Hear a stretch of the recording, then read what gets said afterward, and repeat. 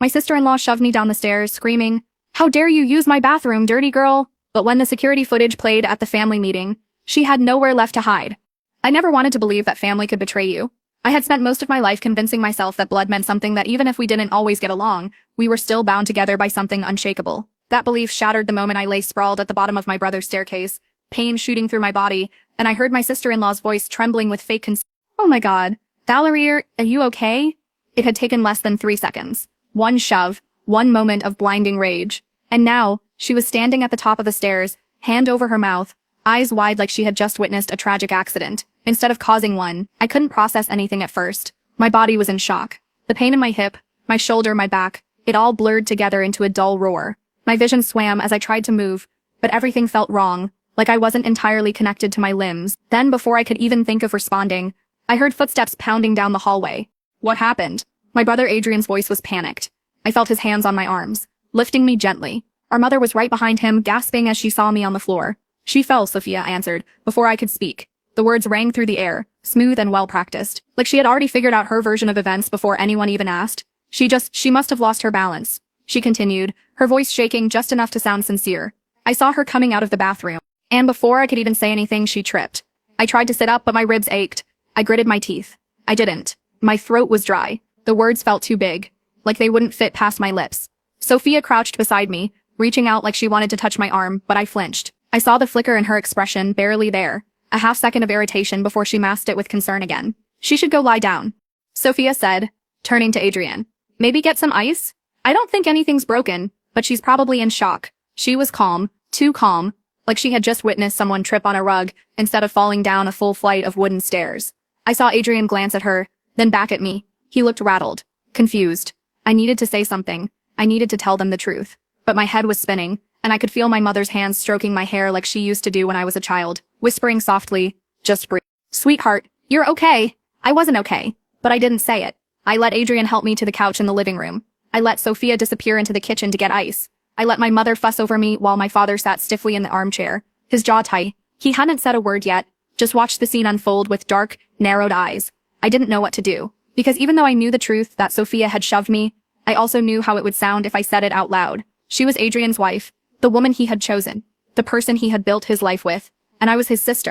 The single, childless, independent journalist who had always been just a little bit of an outsider in my own family. The one who moved to the city while everyone else stayed in the suburbs. The one who missed holidays sometimes because of work. The one Sophia had spent years subtly painting as irresponsible, messy, and dramatic. Would he believe me? Would any of them? I wasn't sure, and that terrified me more than the fall itself. Sophia came back with the ice pack, pressing it gently against my bruised hip. She smiled down at me, just a tiny, fleeting thing. But in that moment I saw it. She wasn't sorry. She was pleased. And I realized with a sickening certainty that if there hadn't been witnesses, she wouldn't have even pretended to care. This wasn't just a moment of anger. This was something deeper. This was personal. I sat there on the couch, the ice pack pressing into my bruised side, while Sophia hovered, just close enough to seem helpful, but far enough that she didn't actually have to do anything. She was putting on a show, and I was the only one in the audience who knew it was fake. My mother was still fussing over me, her voice soft and worried, while my father finally exhaled sharply and muttered, "That was one hell of a fall." Adrian was standing nearby, arms crossed, eyes darting between me and Sophia. I could tell he was trying to make sense of it. He had always been the type to believe the best in people, especially in the people he loved. I wanted to believe he would stand by me, but I knew Sophia had her hooks in deep. My ribs ached as I adjusted my position. Wincing at the pain, Sophia made a little noise, shaking her head sympathetically. "I feel terrible," she said. "I should have warned you sooner. I know the bathroom setup is different now. We had it redone last year, and Adrian and I agreed that the downstairs one would be ours." I looked at her, the words still slow to form on my tongue. "The bathroom?" She was really trying to frame this as if I had overstepped, as if the issue was me walking into the wrong space and not the fact that she had shoved me down the stairs. My mother nodded in understanding, patting my hand. "I see," she said, her voice soothing. "I suppose it's easy to forget those little things when we only visit once a year." I wanted to scream. I had never been told that bathroom was off limits. And even if I had, how did that justify pushing me down the damn stairs? But Sophia was controlling the narrative already, spinning it, shaping it.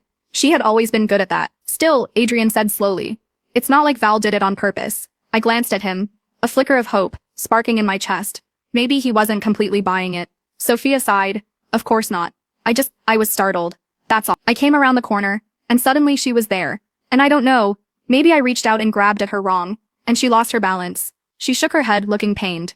I feel awful. I clenched my jaw. She had taken what happened, softened it, adjusted it, made it something excusable, something that could be explained away as a misunderstanding rather than a moment of pure, unfiltered anger. I turned to Adrian, locking eyes with him. I didn't trip, I said, my voice steadier now. She pushed me. The words came out quietly, but in the silence that followed, they might as well have been shouted. Sophia stiffened. Just for a second, Adrian's expression flickered with hesitation. He looked at me, then at Sophia, then back again. Pushed, I nodded. She was mad that I used the bathroom. She saw me coming out, screamed at me, and then she shoved me. I swallowed hard. I didn't lose my balance. She made me fall. Sophia let out a sharp, disbelieving laugh. Oh, come on. She turned to the others, holding out her hands in exasperation. Foul, I know you're upset, but that's just not true. I gritted my teeth. Yes, it is. My mother glanced between us, looking uncomfortable. My father still hadn't said anything, but his expression was unreadable. Adrian hesitated again. Sophia, did you? She gasped. Adrian. She put a hand to her chest, eyes wide. Are you seriously asking me that? And just like that, the roles were flipped. She was the wronged one now. The wife accused of something terrible by her husband's sister. The victim of an outrageous lie. I wanted to throw the ice pack across the room. Instead, I took a deep breath and turned to Adrian. There's security footage, right? The color drained from Sophia's face. It was slight, just a flicker. But I saw it. Adrian blinked. What? I forced myself to sit up a little straighter, ignoring the sharp pain in my ribs. You have cameras. You installed them after the break-in last year. One of them faces the stairs, doesn't it? The room was silent. Sophia shifted beside me. I don't think the cameras in the hallway work properly, she said, her voice carefully neutral. The angle is weird. And then let's check. I cut in. Adrian's jaw tightened. He was thinking, weighing.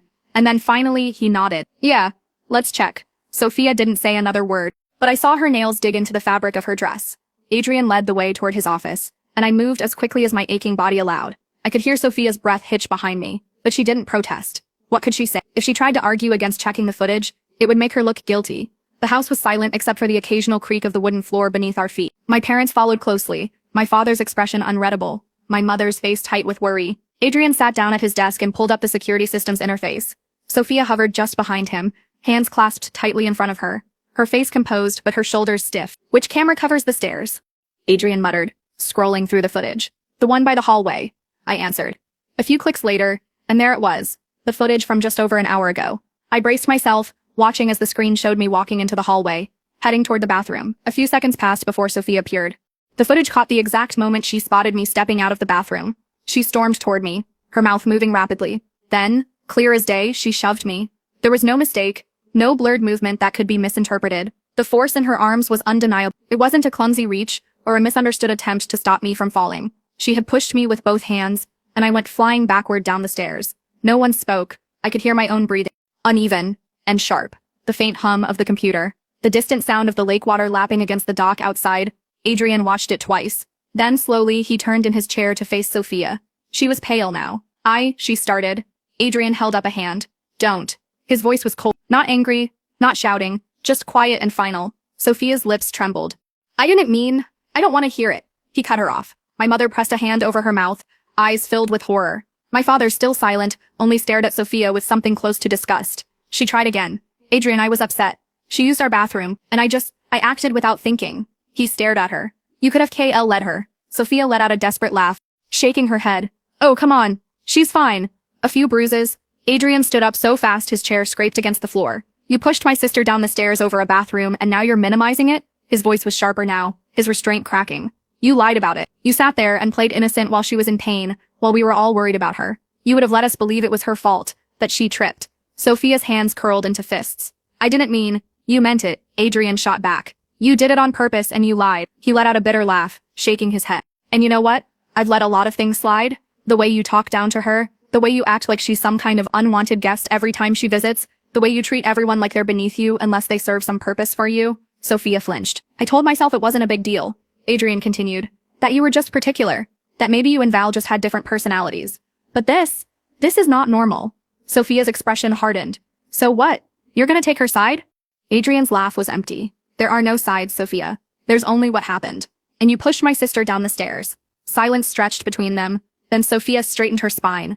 I saw the shift in her. The moment she realized she wasn't going to talk her way out of this. Fine. Her expression seemed to say, if I can't be the victim, I'll be the villain. Her lips curled into something that wasn't quite a smirk. So, what now? she asked, folding her arms. Are you gonna kick me out? Divorce me? Adrian didn't answer right away. Instead, he exhaled slowly, then nodded. Yes. Sophia blinked. You're serious. He looked her in the eye. Completely. The color drained from her face. She had been expecting a fight. Some screaming, some back and forth, a chance to manipulate the situation into something salvageable. But Adrian wasn't giving her that. Adrian, she started again, her voice quieter now, more desperate. It was a mistake. You're really gonna throw everything away over this? Adrian's face was unreadable. You threw it away. For the first time, true panic flickered in her eyes. She turned to my parents, as if expecting them to step in, to scold Adrian for making such a rash decision. But my mother just stared at her in disbelief. My father, for the first time in my life, actually looked like he hated someone. Sophia turned back to Adrian, reaching for his arm. Can we at least talk about this? No. He stepped away before she could touch him. I don't want to talk. I don't want an explanation. I just want you gone. Her mouth opened and closed, but no words came out. For a moment, I thought she might start screaming, that she might let her true colors show now that she had lost the fight. But then she glanced at the computer screen, at the security footage that had caught her in the act, and she seemed to realize there was no escape. She had no defense. She had no power here anymore. So instead, she straightened her dress, lifted her chin, and turned on her heel. I'll pack my things, she said, voice clipped. And just like that, she walked out of the room. The sound of her footsteps disappeared down the hall. A moment later, a door slammed shut.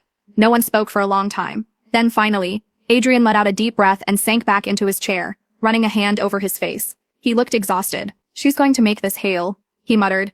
My father scoffed. She already did. Adrian looked at me then, his expression filled with something like regret. Val? I shook my head. Don't. He sighed. I should have seen it sooner. Maybe. But what mattered was that he saw it now. Sophia's footsteps faded. A heavy silence settled over the house. The weight of everything that had just happened pressed down on all of us. Adrian sat there, staring at nothing, his hands clasped together like he was still trying to process it all. My mother wiped at her eyes, and my father shook his head, muttering something under his breath. I shifted in my seat, wincing at the pain in my ribs. But this time, it didn't bother me as much, because for the first time in years, Sophia had no more control, no more twisted narratives, no more fake smiles hiding sharp words. She had finally lost. And as I sat there, bruised but still here, I realized something. She had pushed me down, but I was the one standing tall.